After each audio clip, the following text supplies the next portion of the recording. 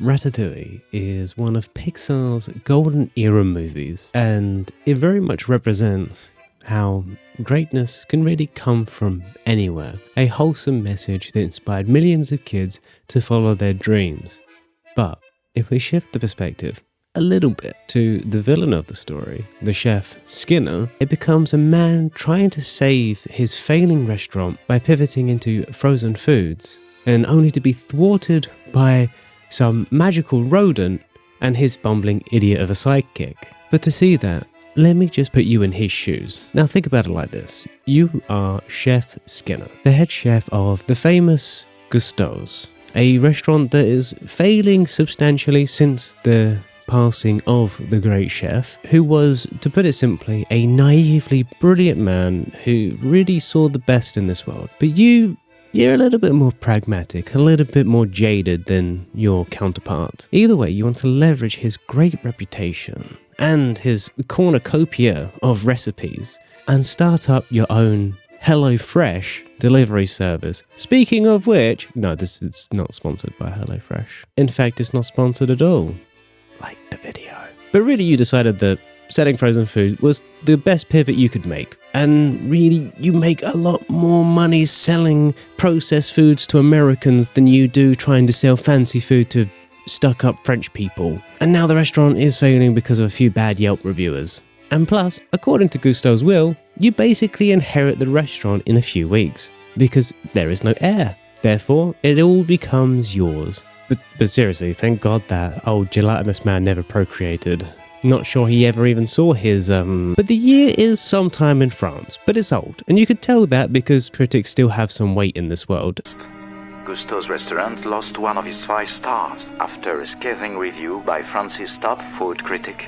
And the broken-hearted chef died shortly afterwards. And also the fact that these TVs look like this. One day though, when you're just minding your own business, running the incredibly busy dinner shift, a young man is sat there waiting for you. And one of the chefs points out that he's... Hey boss, look who is here, Alfredo Linguini. And I mean, his name is insulting enough. Alfredo Linguini in a French restaurant? You might as well call him roast dinner because it's that offensive. Plus, he looks completely useless. Just like English cooking. And you watch him stumble over his words, and it's quite irksome that you need to entertain some spawn of your previous boss's squeeze.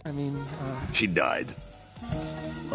You almost choke on your own tongue. He hands you a letter saying he needs a job and this letter will clarify a few things for him. But you know, this ain't a charity, this is a restaurant, and he can go kick rocks or pound sand or whatever it is that you crazy kids over in America call for get lost. And some slack-jawed, rosacea-faced preteen with a pubic hair chin is not going to get in the way of your busy dinner. But my chef, we already hired him.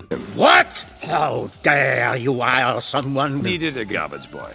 Well, I mean, that's mildly inconvenient, right? But kitchen porter sounds good enough. Like, what is the worst that could happen? So you go off and you choose someone else for some silly little mistake because you're a little bit angry and you need to blow off some steam. And really, you can't have any mistakes in this kitchen. You have a reputation to uphold. A reputation that you're fully willing to throw under the bus for some frozen foods. But, you know, that's besides the point. And one thing leads to another, and you need the soup. And that's when you head to that situation and the newly crowned garbage boy is sat there flustered and in a panic. And he's got a ladle in his hand. So you chew him out. You could probably kill him. And I mean, this is Paris, and they probably take food seriously enough that this is a capital offense. It is basically treason for these people. Probably. But he's barely paying attention. He's just looking out, almost yearning for that soup. And that's when your heart stops.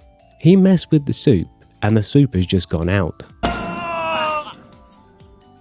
Well, that could have gone better. And you're not happy. You're not happy at all. So you get on your footstool and you watch as the horror unfolds in front of you. That's when the waiter comes back and asks to see the chef. And your whole life flashes before your eyes. It's very rare that a customer asks to see the chef to complain about something, and you are about to experience that very moment. And you can't just say that the garbage boy just messed with the soup and you sent it out. That would undermine your entire business. So you have to go out, accept responsibility for this idiot, and plead that they don't kill you. It was not a customer. It was a critic. Ego? Solina Claire. But then she says she likes the soup. Like, she really likes the soup. And I mean, that's rather unexpected, honestly. Maybe the boy got really lucky or something. Maybe he stumbled into brilliance. I mean, after all, there's really no other explanation for this, is there? It's not like some rat just crawled into the kitchen and did all the soup for him, is it? But something seems really suspicious here. So you try the soup, and it is delicious. Probably one of the best soups that you've ever had. But there ain't no way this was made by that kid. What are you playing at? And I mean, you want to fire him, but apparently that's a bad idea considering Gusteau had that whole anyone could cook idea. Oh my god, imagine that coming to bite you now. So now you actually have to hire him as a chef? Huh? He was just meant to be a garbage boy, and now he is here undermining you at every turn. But you play to the situation because you figure, well, he probably got lucky. And there is no way lightning can strike twice, is there? And no doubt, when you ask him to recreate the soup, he's not going to be able to do it, so everything's going to come up Skinner. And it's not like he's trying to create the Aurora Borealis. At this time of year, at this time of day, in this part of the country, localized entirely within your kitchen. Yes. That's it? But just as you're talking him down and telling him that you have your eye on him, a rat tries to climb out of the window, and you and your band of merry idiots try to do unspeakable things to it, frankly. But the one who does capture it is the garbage chef. So you tell him to go far away, very far away with that rat. And with that, you finish up the dinner service and you head home, processing the inherent trauma of all of the things that you experienced from the day. But just when you arrive the next morning, the token love interest is reading the review of the critic last night, saying that the soup somehow captured the essence of Gusteau. I mean, the soup was good, but it wasn't like that good, was it? Anyway, he'll still fail when he tries to recreate that soup, you are sure. So you figure you could be generous to the little shit, and you give him a week to recreate that soup. And I mean, that is an insanely generous amount of time in a kitchen in France. Well, a kitchen in Paris. But you figure you don't have anything else to lose. You've already got a fully staffed kitchen, so... And you watch the boy, and frankly, he's a few light bulbs short. He's running around, yelping, acting very strangely, all things considered. Maybe it was his insanity that allowed him to do what he did. And at this point, after watching him for about 5 minutes, that is the only logical conclusion you can come to. And just as you walk past your fridge, you hear him inside of it, and you're just like, why are you inside the fridge? I asked you to make soup. All of the ingredients are on hand. So you go in, and you want to talk him down. But just as you open it, you see a rat, and he turns off the light? Like, what? Why? Why would you just turn off the light? So you turn it back on. And why is there a light switch in the middle of the fridge, man? Okay, yep. Because every walk-in fridge has a light in the middle of the fridge. But anyway, back to the rat. Like, of course, that is scary. A rat in your fridge? That is a health code violation of monumentous proportion. Like, fridges are supposed to be essentially rat-proof. But just as you come to your senses, you remember the garbage chef is in the fridge. I mean, you would think that he was putting carrots up his... One can get too familiar with vegetables, you know. Congratulations. You were able to repeat your accidental success. And you go back to your office to discuss the frozen food line that you want to start. It is going to be like Boyardee, but this time French and not Italian. Because, you know, the French cooking is better, right? And you use some of Gusteau's old recipes as well as some of your own. Corn puppies. They're like corn dogs, only smaller. And they are American style. But wouldn't that mean that you'd have to make them bigger? Isn't everything bigger in America? Or is that just Texas? And then your designer wants to put Gusteau in an ear of corn? Or as a big ear of corn in doggy makeup. Yes, but please, with dignity.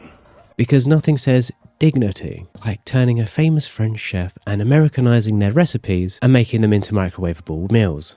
Wait, no, that's actually a pretty awful thing to do, but the restaurant is failing and you need to pivot soon. But then you sit down and you start to open some letters. And that's really how you know it's set in a long time ago. But then there was that letter that you forgot about, and then you just noticed again the purple one from Renata. You read it and turns out old Gusteau has weak pull-out game. Well, you need a lawyer now. And you get the lawyer to stipulate what the will says. And frankly, you already knew this, but this is just for the audience. But anyway, this is all very inconvenient. And if you lose this restaurant, you lose all of the recipe, you lose the right to Gusteau's image, and the idea of your frozen foods empire crumbles around you. Like, how is this possible? The will expires in a month, and now the heir has now appeared. The lawyer says this is a little bit suspicious, in all honesty, and maybe you should do a DNA test to see what's going on and see if the boy is Gusteau's son or not. And I mean, yeah, that's fine. Something does smell off. You smell a rat. That night after service, though, you're going home and you see the little rat scamper out in front of you. Not just a rat, it's the rat from the restaurant, the rat from the fridge, and it runs up the boy's arm. But just when you do a double take, he just says he lost his keys. And I mean, you gotta chalk it up to tiredness. It's been a very long week, month. You're just tired. And I mean, like, there's no way you actually saw a rat run up his arm. That would actually be lunacy. But then the next day, the customers are all blathering about wanting to try something new. Apparently, they all read that review, and now they think that you can create new stuff. So you have a genius idea to just throw out an old classic that people might have forgotten about, but it doesn't work because they know the menu inside out, I guess. And apparently they all want more of Linguini soup. And I mean, that's quite absurd. So you give them what they want. You make Linguini into the chef of the night. And you give him a recipe so vile, so hated, that even Gusteau wouldn't have fed it to his worst enemy. But you know, you're not Gusteau, and this little red-headed prick is not going to steal your restaurant from you. At least if he puts out a garbage thing, you can fire him on the spot and be done with the whole situation. And you go back to your office and you let the garbage chef do his thing. But when you hear the commotion, you go out to check. I mean, that's mildly inconvenient. I mean, if he changed something, then there's probably something that he's done differently, and that's not a good thing for you. He might have actually saved the recipe. Well, shit, they love it. Like, super duper goddamn. At this rate, you're going to be overthrown by some Italian pasta. A crime against any real Parisian. And you watch, Linguini becomes a star overnight. But just as you're simmering and watching them celebrate this newfound Italian upstart with an American accent, there's a rat in his toque. Which is crazy, right? Are you seeing something? But there's something going on here with this rat. You've now seen it 4 times, you know. Once is weird, twice is weird, 3 times is weird, and 4 times is very suspicious. But I mean, like, you do need to also take a DNA sample, so why not have a cheeky little game of take off the toque? And I mean, that's annoying, but there's only one thing to do at a time like this. Well, you have to get him white girl wasted and get the truth out of him. So you start small, ask him where he trained, because there ain't no way a guy like him has had no training. Train?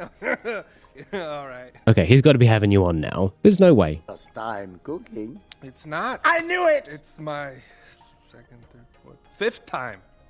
Monday was my first time. Okay, more alcohol. And if there's something going on, you're going to get the truth out of him. So you try and insert in a few questions about rats, see if that sparks something in his mind. But he just ends up talking about goddamn Ratatouille. And I mean, either he's a gigabrain, or he is the stupidest man you've ever met in your life. You want me to stay and clean? Is that a problem? No. Good boy. See you tomorrow. The next day, you get a meeting from your lawyer. Turns out he is Gusteau's son. Yeah, so essentially what you can draw from this is he's been having you on this entire time, like the whole rat thing, pretending to be an idiot. He's clearly a genius. And all of this has been some clever little ruse cooked up by his mother to force you out of his restaurant. Oh yeah. Anyway, you rant on and on to the lawyer, and maybe you're a little crazy, maybe not. Should I be concerned about this? About you? And then the lawyer says something weird. He said that the first time they ran the DNA sample, they found rodent hair. And it's like, bro, what?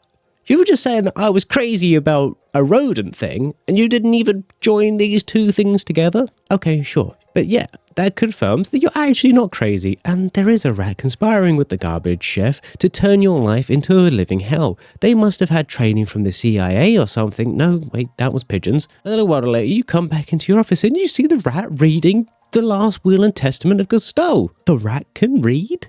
Excuse me? And how is it possible that a rat can pick up specific papers? And I mean, this must be Renato and Noodle Boy's plan. To train a rat to steal your documents and make with the restaurant. So you do what any sane person does. You chase the rat. And I mean, you must chase this thing endlessly, all over Paris actually. And frankly, you're able to keep track of a rat in Paris, and that is quite impressive. Kudos to you, sir. You should be very proud of yourself. But just as you're about to catch one of those papers falling from the sky, that rat Deus Ex Machina that shit right out of the sky like he's in Phase 5 of Marvel. But you're not gonna let a little bit of a boat trip stop you. And I mean, if you don't get this paper, you are completely finished.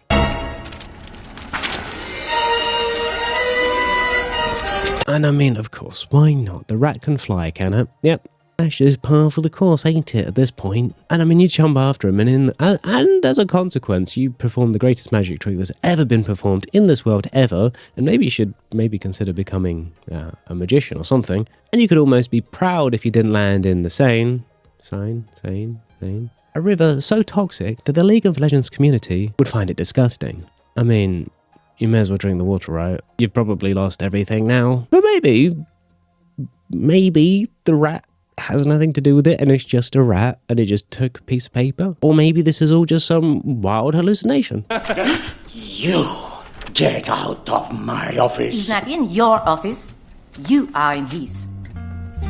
So that means they trained a rat to go into your office, steal your documents, and take the restaurant for themselves. And the obligatory romantic interest was in on it the whole time? I mean, holy shit, you gotta kind of respect that in some way. Still, you could try to keep tabs on what's going on. And you actually call up the health code people to tell them that there is a rat infestation in Gusteau's kitchen. They're like, well, we'll maybe appear at some point. And just that.